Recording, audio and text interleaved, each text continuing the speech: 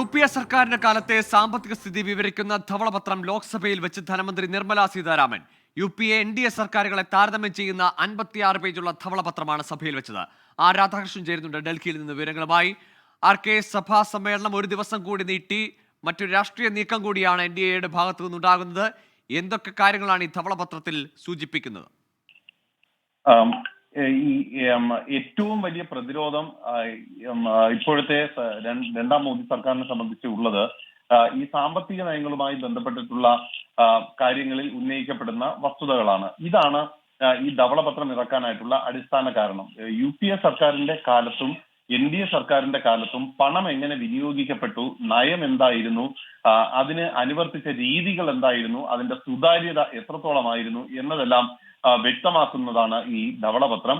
അതിൽ കൃത്യമായിട്ട് UPA സർക്കാരിനെ രാഷ്ട്രീയമായിട്ട് പ്രതിരോധത്തിൽ നിർത്തുക, അഥവാ കോൺഗ്രസിനെ പ്രതിരോധത്തിൽ നിർത്തുക എന്നുള്ളതാണ് ഏറ്റവും അടിസ്ഥാന ഘടകം. അതിൽ പറയുന്നത് 2014 രാജ്യത്ത് ഭരണത്തിൽ എത്തുമ്പോൾ രാജ്യത്തെ എക്കണോമി, സാമ്പത്തിക വ്യവസ്ഥ അത് പ്രതിസന്ധിയിലായിരുന്നു എന്ന വാദം ഈ ധവളപത്രം മുന്നോട്ട് വെക്കുന്നുണ്ട്. അതിന് കാരണമായിട്ട് ഇന്ത്യയുടെ സമ്പദ് വ്യവസ്ഥയുടെ ആരോഗ്യത്തിന് ഹാനികരമായിട്ടുണ്ടായിരുന്നത് അന്ന് വരെ ഉണ്ടായിരുന്ന UPA സർക്കാരിന്റെ നയവും അഴിമതിയുമാണ് എന്നുള്ളതാണ് ഇതിൽ ചൂണ്ടിക്കാട്ടുന്നത്. വ്യത്യസ്തങ്ങളായിട്ടുള്ള പദ്ധതികളുമായി ബന്ധപ്പെട്ട് കൂടുതൽ നടന്നിരുന്നത് അഴിമതികളാണ്. എല്ലാ ഇടങ്ങളിലും സാധാരണ ജനങ്ങൾക്ക് ഈ പദ്ധതിയുടെ ഗുണവശം ലഭിക്കുന്നതിൽ വീഴ്ച ഉണ്ടായി. പണലഭ്യത ഉറപ്പാക്കുന്നതിൽ, പദ്ധതികളിൽ പണലഭ്യത ഉറപ്പാക്കുന്നതിൽ അടക്കം ഉള്ള കാര്യമാണ് വലിയ വീഴ്ച ഉണ്ടായത്.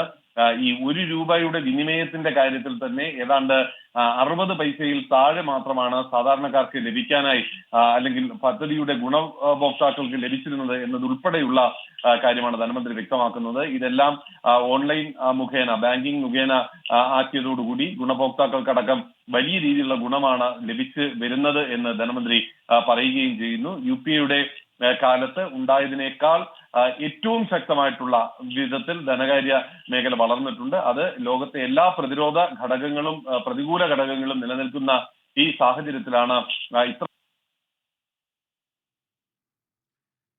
ശരി, ധനവിനിയോഗത്തിലും സാമ്പത്തിക നയത്തിലും വിമർശനങ്ങൾക്ക് മറുപടിയായി പ്രതിരോധമായാണ് ധവളപത്രം അത് UPA സർക്കാരിൻ്റെയും NDA സർക്കാരിൻ്റെയും പണവിനിയോഗത്തെ താരതമ്യം ചെയ്തിട്ടുള്ള ധവളപത്രം ഇന്ന് പാർലമെന്റിൽ വെച്ചത്. ധനകാര്യമന്ത്രി ആർ രാധാകൃഷ്ണനാണ് വിവരങ്ങൾ പങ്കുവച്ചത്.